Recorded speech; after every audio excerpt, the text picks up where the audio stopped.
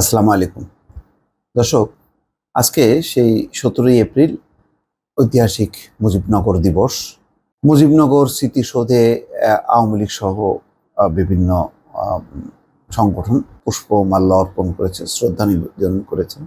সেই মেহেরপুরের আম্রকাননে প্রবাসী সরকার গঠিত হয়, যার প্রধানমন্ত্রী ছিলেন তাজউদ্দিন আহমেদ।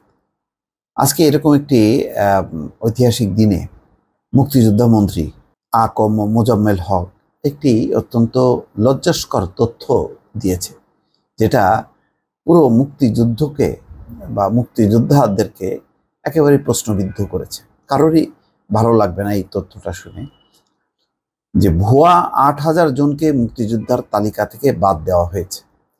কথা হলো যে মুক্তিযোদ্ধার তালিকায় এই ভুয়া 8,000 মানে সংখ্যাটা তো 8 জন না, 800 জন না, 1,000 জন না, 8,000 ঢুকলো কিভাবে? মানে এটা নিয়ে কি বিশেষ সুবিধা, মুক্তিযোদ্ধা ভাতা পাওয়া, তাহলে ভাতা পাচ্ছে এরকম এখনো তো, তাহলে অনেকেই এরকম ভুয়া মুক্তিযোদ্ধা আছে যারা ভাতা পাচ্ছে। তো এইগুলি কি আমাদের দেশের সম্মান বাড়ায়? প্রকৃত মুক্তিযোদ্ধা যে তাকে জাতি সম্মান করবে, এখন যখন এইরকম ভুয়া মুক্তিযোদ্ধার এইরকম অসংখ্য মানুষের নাম বা তালিকা, যখন এই সংখ্যাটা সামনে আসে, তখন প্রকৃত মুক্তিযোদ্ধারাও প্রশ্নবিদ্ধ হয়ে যায়।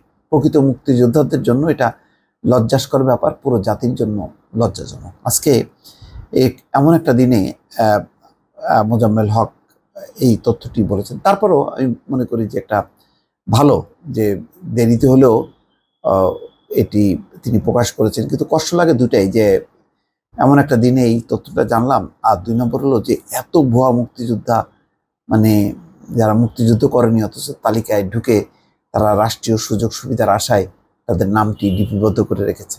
কি লজ্জাস্কর ব্যাপার। মুক্তিযুদ্ধ বিষয়ক মন্ত্রী বলছেন যে দেশের প্রতিটি উপজেলা পর্যায়ে মুক্তিযোদ্ধা যাচাই বাছাই কমিটি রয়েছে। তারা স্থানীয়ভাবে যাচাই বাছাই শেষে মুক্তিযোদ্ধা তালিকা জাতীয় কাউন্সিলে পাঠান। তারপর মুক্তিযোদ্ধাদের গেজেট প্রকাশ করা হয়। যদি কোনো ব্যক্তি মিথ্যা তথ্য দিয়ে মুক্তিযোদ্ধা হয়ে যান বা হয়ে থাকেন, সেটা কেউ অভিযোগ করলে বা মন্ত্রণালয়ের নজরে এলে সেগুলো বাতিল করা হবে। প্রমাণ হওয়া ভুয়া 8,000 জনকে মুক্তিযোদ্ধার তালিকা থেকে বাদ দেওয়া হয়েছে। চিন্তা করুন, মন্ত্রী নিজের মুখে বলছেন যে 8,000 ভুয়া মুক্তিযোদ্ধাকে তালিকা থেকে বাদ দেওয়া হয়েছে। তাহলে কি আরও কি রয়ে গেল? এই প্রশ্নটা আসতে পারে। ভুয়া তথ্য দিয়ে মুক্তিযোদ্ধা হওয়ার সুযোগ নেই। বর্তমান যুগে প্রতারণা করা সহজ। এই বিষয়ে সুনির্দিষ্ট কোনো তথ্য থাকলে সেগুলো যাচাই বাছাই শেষে প্রয়োজনীয় ব্যবস্থা নেওয়া হবে।